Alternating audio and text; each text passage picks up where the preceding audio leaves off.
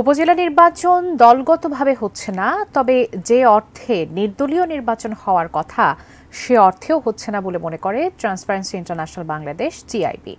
সকালে রাজধানীর ধানমন্ডির মাইডাস সেন্টারে দ্বিতীয় ধাপের উপজেলা পরিষদ নির্বাচনে অংশগ্রহণকারী প্রার্থীদের হলফনামা বিশ্লেষণ ও টিআইবির পর্যবেক্ষণ প্রকাশ উপলক্ষে সংবাদ সম্মেলনে একথা বলেন প্রতিষ্ঠানটির নির্বাহী পরিচালক ড ইফতেখারুজ্জামান।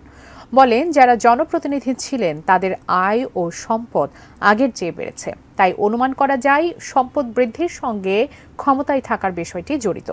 কেন জনপ্রতিনিধি হতে অসুস্থ প্রতিযোগিতা সেটা স্পষ্ট হয়েছে। তিনি বলেন, নির্বাচনে দলীয় শৃঙ্খলা বজায় রাখতে পারছেন না দুদলই, পাশাপাশি দলীয় নির্দেশনা প্রতিপালন হচ্ছে না। সম্পদ বৃদ্ধির পরিসংখ্যান প্রমাণ করে জনপ্রতিনিধিরা এই নির্বাচন সম্পদ বৃদ্ধির সুযোগ হিসেবে ধরে নিয়েছে।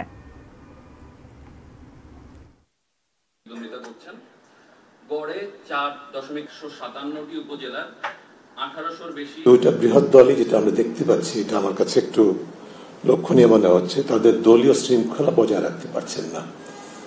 দলীয় শৃঙ্খলা বজায় রাখবা, দলীয় নির্দেশনা, দলীয় গাইডেন্স ইত্যাদি বাস্তবায়নের ক্ষেত্রে তাদের ক্ষমতা ক্রমাগতভাবে কমে আসছে, কারণ রাজনীতির ক্ষমতার হাতে জিম্মি।